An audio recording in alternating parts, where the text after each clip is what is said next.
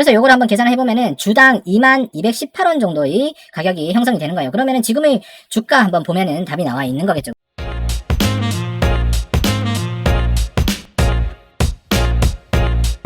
안녕하십니까. 수익률로 증명하는 정직하고 신뢰도 높은 방송 펀드매니저 문견의 주식구견인 TV입니다. 오늘은 태용로직스 이 종목에 대해서 한번 해볼 텐데요. 거래량이 상당히 많이 터졌어요. 2,400만 주 정도 터지고 시가총액이 생각보다 상당히 높죠. 그죠? 1,345억 정도 되더라. 매출액이 조 단위가 넘어서는데도 불구하고 당기순이익도 이렇게 큰데도 불구하고 시가총액이 상당히 저평가가 되어 있는 모습을 볼 수가 있습니다. 그런데 사실상 이렇게 적자가 나오는 기업에 대해서는 제가 한 번 정도 의심을 해야 된다라고 말씀을 드렸죠. 왜냐? 적자가 일시적일 것이냐 아니면은 지속이 될 것이냐 이렇게 보셔야 되는데 지금 보면 매출액 자체가 당기순이익이 점차적으로 감소를 하고 있는 추세라는 거 여러분들 알 수가 있고 매출액도 들쑥날쑥하다는 거 알 수가 있다. 그래서 재무적인 부분 나쁘진 않지만 적자가 지속된다고 하면은 주가는 다시 한번 평가받기가 힘들 수도 있겠다라는 부분 꼭 기억을 하셔야 돼요. 그럼에도 불구하고 BPS는 지금 주가보다는 약 2배 정도 높은 상황이라는 거 알 수가 있습니다. BPS만 봤을 때 충분히 이 회사는 저평가라는 거 바보가 아닌 다음에 알 수가 있는 거겠죠. 그죠? 주요 부품 및 뭐 이런 것들 보시면 종합 물류 회사예요. 96년부터 진행이 된 제3자 물류 서비스이고 이 회사를 판단을 하려면 이렇게 CCFI 지수나 SCFI 지수 등등 뭐 중국에서 이제 하는 컨테이너 지수 이런 것들을 봐야 되는 부분이 분명히 있어요. 그런데 23년부터 25년 이렇게 됐을 때 컨테이너 지수가 분명히 오른 건 맞아요. 1월 달에. 그런데 여기 갈수록 또 빠졌다가 다시 오르고 있는 이런 것들 보이시죠? 이런 것들이 뭐 여러 가지 이유가 있습니다. 뭐 예를 들어서 뭐 전쟁에 대한 부분들, 그 다음에 뭐 아덴만 이런 것들 있잖아요. 물류에 대해서 어떠한 뭐 타격을 주는 거.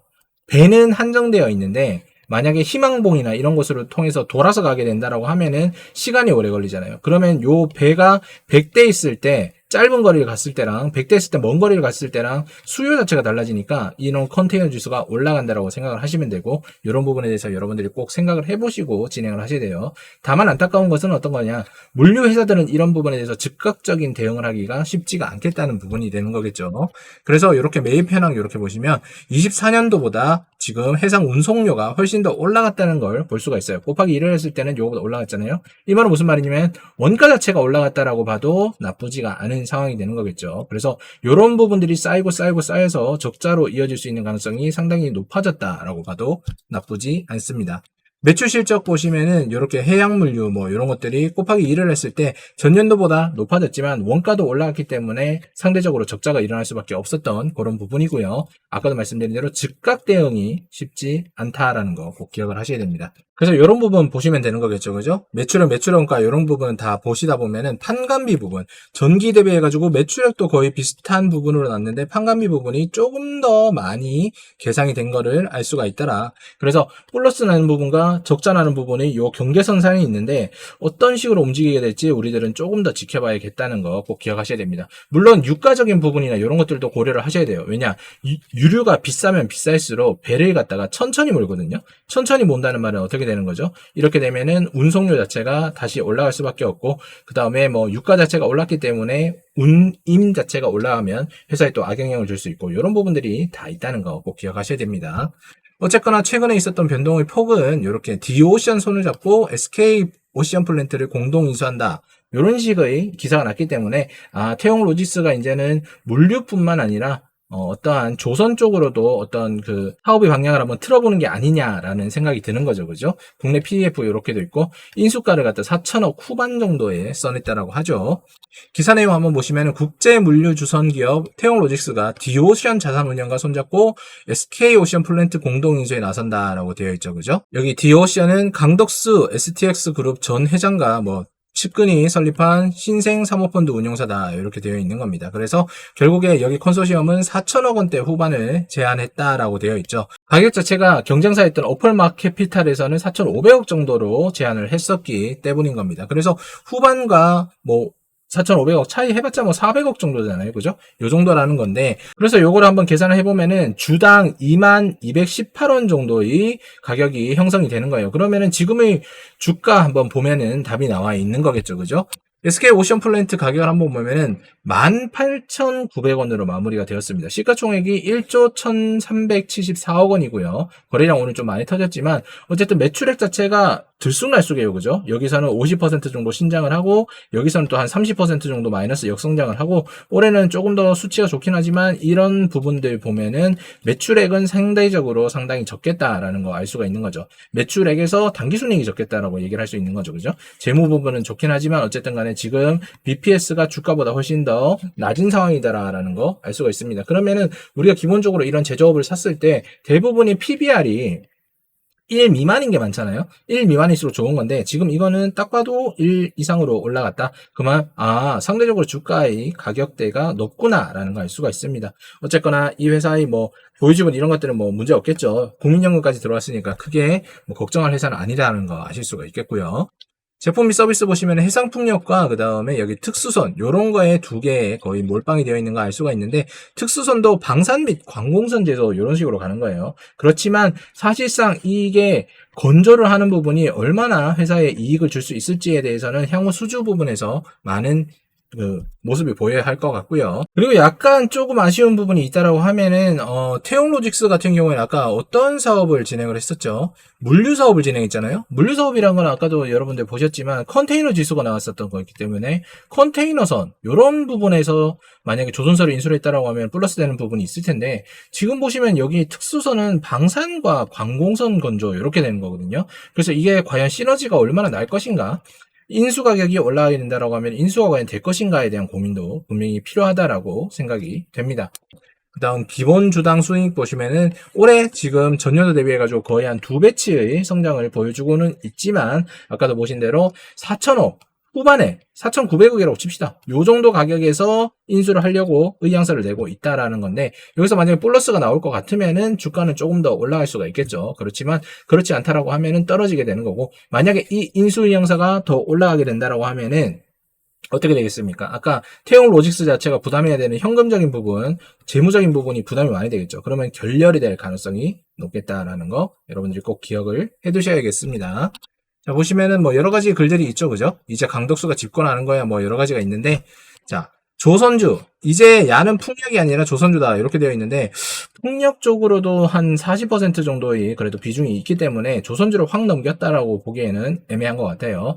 지금 이 산업 자체가 둘 다 좋은 거긴 하지만 어느 한쪽이라도 플러스가 크게 나는 부분은 없기 때문에 사실상 회사의 섹터, 정체성이 조금 애매하다라는 거 알 수가 있고, 자, 주가 올라간다더만 폭락하니까 이렇게 된다. 주가는 제가 봤을 때 떨어질 수밖에 없습니다. 인수가격대가 4,500억일 때 아까도 말씀드린 대로 2만 원대였는데 여기서 400억 올라간다고 하더라도 뭐 22,000원 요 정도밖에 안 되는 거거든요. 그럼 지금의 주가에서 사실상 프리미엄 자체를 갖다가 10%에서 20% 정도 올려준다는 얘기인데 이거는 사실상 그 인수가 결렬될 가능성이 상당히 높다라고 생각이 돼요. 지금 주가에서는 절대로 SK펜오션 그쪽 자체에서 뭐 넘기는 것 자체 의미가 없지 않나라는 생각이 들기 때문에 이 양쪽을 보고 어떤 경영권 인수 그런 걸로 주가를 접근해가지고 매매를 한다면 손실이 분명히 커질 수밖에 없다라고 말씀드리고 싶습니다. 차트 한번 보도록 할게요.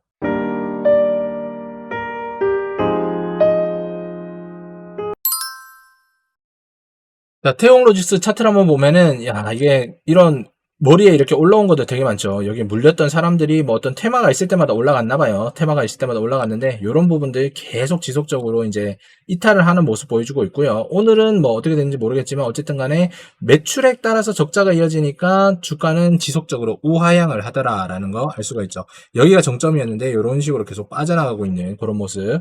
회사 자체가 적자를 보이고 있고, 거기에서 이제 어떻게 탈출할 수 있는 모습이 잘 보이지가 않아요. 왜냐하면 물류회사면 경기 침체가 반드시 올 거라는 거 알고 있는데 여기서 이 침체를 타개하기 위해서는 새로운 사업을 해야 되겠다라고 생각한 게 조선과 아까 보셨던 그 SK 오션 플랜트 요거를 갖다가 가져오겠다는 거겠죠. 어쨌건 뭐 회사 자체가 나쁜 회사가 아니기 때문에 지금 열심히 하려는 모습은 상당히 좋고요. 그럼 SK 오션 플랜트 요거를 한번 봐야 되는데 지금 보시면 이런 것들 아무리 봐도 어떠한 그 이야기가 퍼졌던 것 같습니다. 그래서 단기간 올랐다가 여기에서 주가 형성된 것들 오늘 이렇게 프리미엄 못 받는다는 거 알고 가격 빠졌던 부분 다시 회복하면서 올라오는 모습을 보여주고 있는데 제가 생각을 했을 때는 이 회사 자체가 지금 그렇게 좋은 회사는 아니에요. 그렇기 때문에 저평가냐, 적정주가냐 이런 개념은 아니다라고 생각합니다. 개인적으로 봤을 때는 이 회사는 충분히 고평가 혹은 적정주가를 벗어나 있다라고 볼 수가 있는 거겠죠. 여기 지금 이렇게 되어 있는 거 제가 이거 언제 그린 건지는 모르겠는데 어쨌든 여기에서 한번 맞고 올라갔다가 요 부근에서 움직이고 있다는 거 아셔야 되고, 박스권 지속적으로 여기에 그릴 것 같습니다. 이건 기술적으로만 얘기를 했을 때. 그리고 이건 역시도 제가 다른 영상에서 말씀드린 대로 이것보다 훨씬 더 좋은 차선책이 있다. 차선책이 아니라 최선책이 있다라고 생각하시면 되고요. 만약에 이런 거 투자하실 분이나 이거를 보유하고 계신 분들 중에 수익이신 분 있다라고 하면은 다른 종목을 한번 찾아보시는 것도 좋은 생각이겠다라는 판단을 드리고 싶습니다. 자, 종목 분석 요약하면서 마무리 짓도록 하겠습니다. 자, 태용로직스부터 먼저 보죠. 태용로직스 종목 분석을 먼저 해본다라고 하면은, 야, 이거 뭐 적자도 아니고 흑자 회사예요. 흑자 회사이기 때문에 상당히 좋다. 그 다음에 시가총액이 너무나도 낮게 형성이 되어 있기 때문에 충분히 저평가라고 볼 수가 있습니다. 다만 문제가 되는 게 뭐냐? 아까도 말씀드린 대로 리스크적인 부분이 있다라고 했죠. 경기 침체. 경기 침체는 사실상 물류회사에게 극악 중에 극악이고요. 네 번째, 어떤 게 있었죠? 뭐 유가나, 그 다음에 뭐 운임이나 이런 부분들, 그 다음에 외화 환산 이런 것들. 즉각적인 대응이 되지 않는 부분이 있기 때문에 지속적으로 적자가 이어질 수 있겠다라는 부분, 요게 리스크인 거고, 그렇기 때문에 경영진이 미리 요거에 대해서 이해를 하고 다른 걸로 넘어간 거죠. SK 오션 플랜트로 넘어가게 된 겁니다. SK 오션 플랜트, 요거를 보니까 회사 자체가 건실해요. 흑자에다가, 그죠? 전년 대비해가지고, 또 매출액도 좋을 것 같습니다. 그런데 아까도 보셨지만, 전년 대비해서 좋다는 거지, 지속적으로 우상향을 하고 있는 모습은 아니잖아요?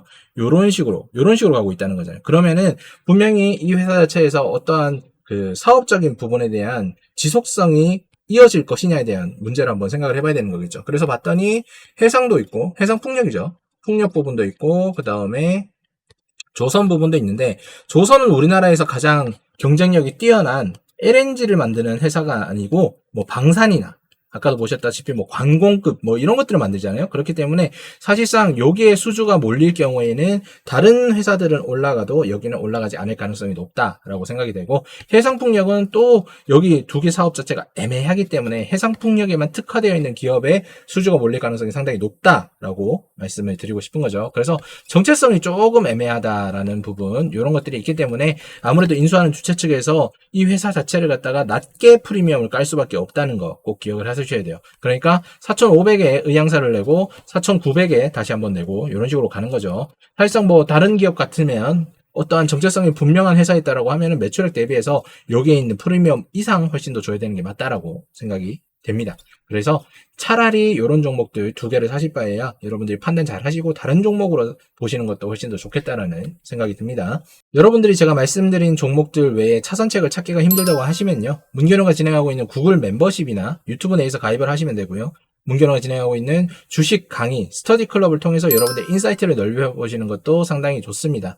지금 당장 어떠한 여러분들이 주식으로 인해서 전업처럼 먹고 살아야 되는 게 아니라면은 지금 한 번 정도는 쉬어주시는 타이밍이 되어야 하는 거예요. 지금 진행하고 있는 프로세스에서는 다른 사람들이 탐욕으로 주식 고점에 물렸을 때 우리는 경기 침체 기다렸다가 많은 돈으로, 모아둔 돈으로 그 사람들이 자산이 싸졌을 때 사서 나오자, 이렇게 지금 진행을 하고 있거든요. 그래서 여러분들도 스터디 클럽 강의 들어오시면은 여러분들 인생을 바꿀 수 있는 기회를 분명히 제가 찾아드릴 수가 있다는 거 꼭 기억하시기 바랍니다. 스터디 클럽 들어오시면은 지식도 쌓으시고 플러스 공유 종목을 통해서 여러분들 수익까지 가져가실 수 있으니까 일석이조 무조건 됩니다. 한 달에 13만 원 아까워가지고 아무 종목에 들어갔다가 손절이 1,300원 이상 나오니까 여러분들 절대로 그런 종목 하지 마시고 한번 믿어보셔도 좋습니다.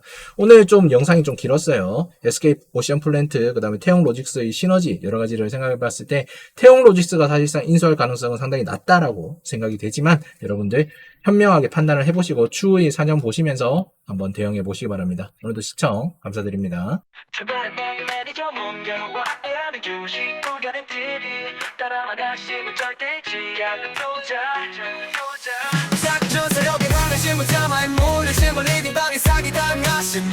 이제 모두 주식 채널 차단하고 주식 구별인 문전우와 함께 희망을 꿈꿔요.